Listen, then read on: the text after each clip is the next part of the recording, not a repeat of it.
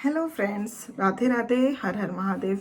मैं मीनाक्षी एक बार फिर से आपके सामने अपने अगले टॉपिक के साथ प्रेजेंट हुई हूँ। तो चलिए सबसे पहले फटाफट से बताइए आप सभी लोग कैसे। I hope you are still happy and healthy. तो इसी के साथ मैं आज आपसे शेयर करूंगी कि इस सेशन में मैं किस बारे में बातें करने वाली हूँ। जैसा कि आप सभी जानते हैं कि पिछले कुछ वीडियो से हम लेट चाइल्डहुड पीरियड में ओल्डर चिल्ड्रन के बारे में बहुत सारी जानकारियाँ ले रहे हैं।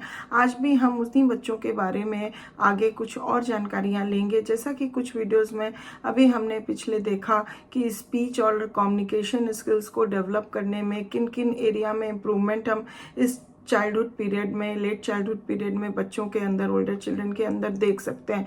जैसा कि हमने वोकैबुलरी बिल्डिंग के बारे में जाना, pronunciation, forming sentences and even improvement in comprehension के बारे में जाना।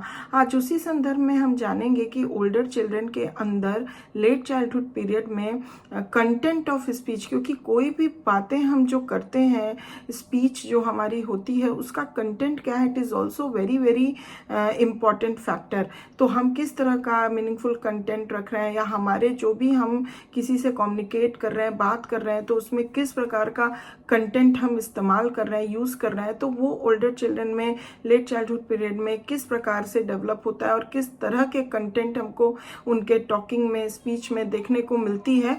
आज हम कुछ चर्चा उस संदर्भ में करेंगे। तो I hope you still remain in the session till the last, so you get the whole information and you feel very good by gaining this all sorts of information about the older children. And still I am just asking you, my viewers, my guys, that if you are not till yet subscribed my channel, please subscribe it to get more informative and educative videos as I'll bring for you to give you more information. So let us begin with the session.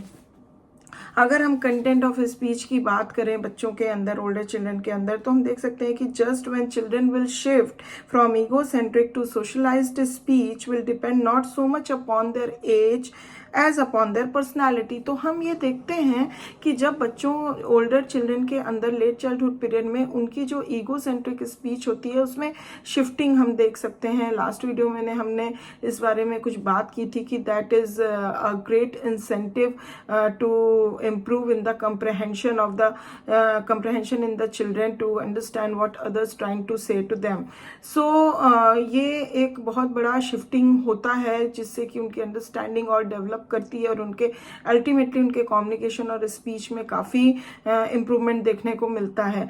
तो जब ये shifting होती है, तो ये shifting जो है उनके, हम ये कह सकते हैं कि पूरी तरह एज पे निर्धारित नहीं होती है। इवन उनके पर्सनैलिटी पे भी ये बहुत ज़्यादा डिपेंड करता है, and the number of social contacts they have had, और इस बात पे भी निर्भर करता है कि कितने नंबर ऑफ कंटैक्ट्स उनके हैं, and the social satisfaction they have derived from this contacts, और कितना सेटिस्फेक्शन इन कंटैक्ट्स से उनको हासिल हो रहा है, मिल रहा है, and the size of the group to which they are speaking, और ये भी बहुत बड़ा फैक्टर है कि ग्रुप का साइज कितना बड़ा है जिस ग्रुप से वो कम्युनिकेट कर रहे हैं, स्पीक कर रहे हैं। तो ये सारी चीज़ें डिपेंड करती है कि उनकी जो शिफ्टिंग होती है एगोसेंट्रिक स्पीच से सोशलाइज स्पीच से, उससे उनको कितना फायदा मिल रहा है।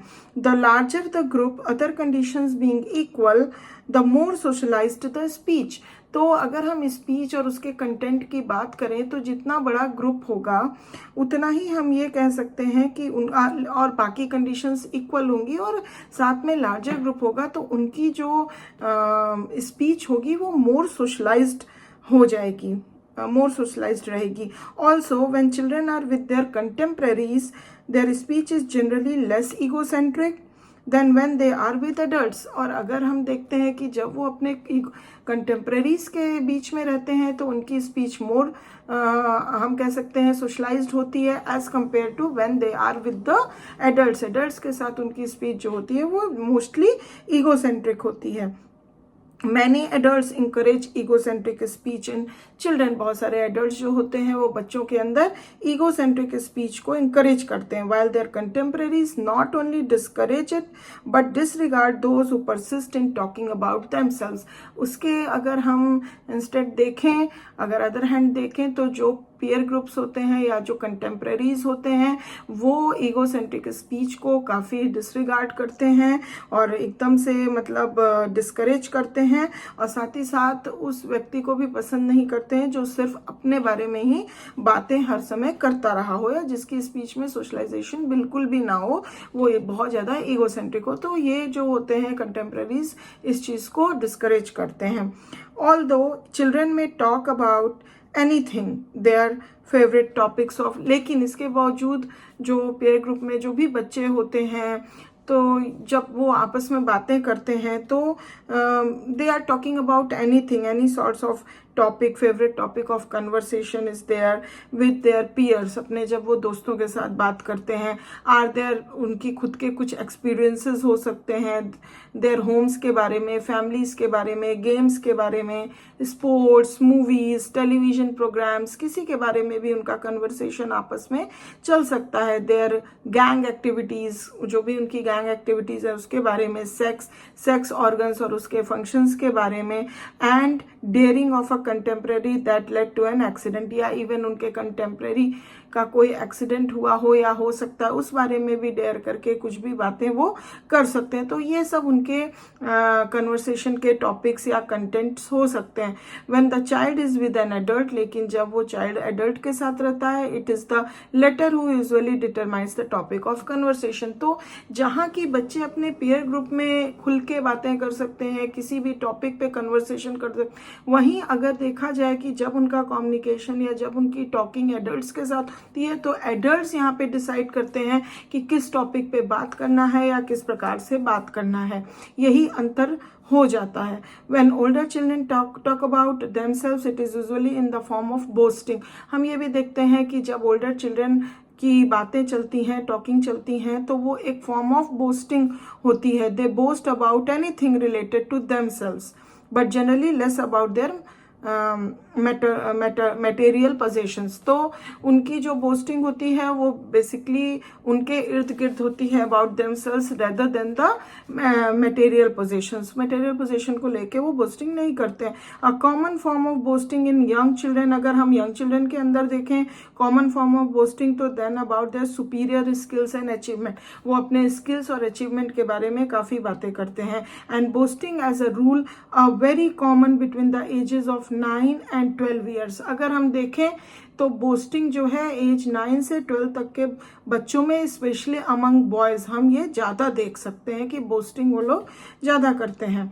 Older children also like to criticise to make fun of other people. अगर हम उनके और कंटेंट ऑफ स्पीच की बात करें तो उनके जो भी बातें रहती हैं उसमें क्रिटिसिज्म रहता है और वो दूसरों का फन भी काफ़ी बनाते हैं। They make fun of others. Sometimes they criticize people openly. कभी कभी तो openly वो criticize करते हैं लोगों को, and sometimes behind their backs, और कभी कभी जैसा कि हम बोल सकते हैं पीठ के पीछे। When criticizing adults, children generally put their criticism in the form of a suggestion or a complaint।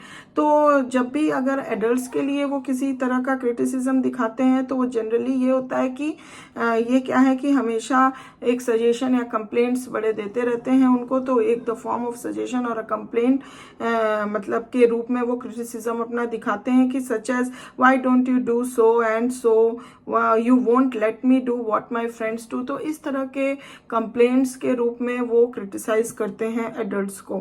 Criticism of other children frequently takes the form of name calling, teasing और मेकिंग डेरोगेटरी कमेंट्स। और अगर दूसरे लोगों के बारे में, अगर other children के बारे में क्रिटिसिज्म करते हैं तो वो होता है in the form of name calling, teasing और इवन मेकिंग डेरोगेटरी कमेंट्स। तो इस तरह से वो दूसरों को क्रिटिसाइज करते हैं। How much improvement there will be in the content of older children's speech and in the way they present what they have to say will depend not so much on their intelligence as on the level of their socialisation.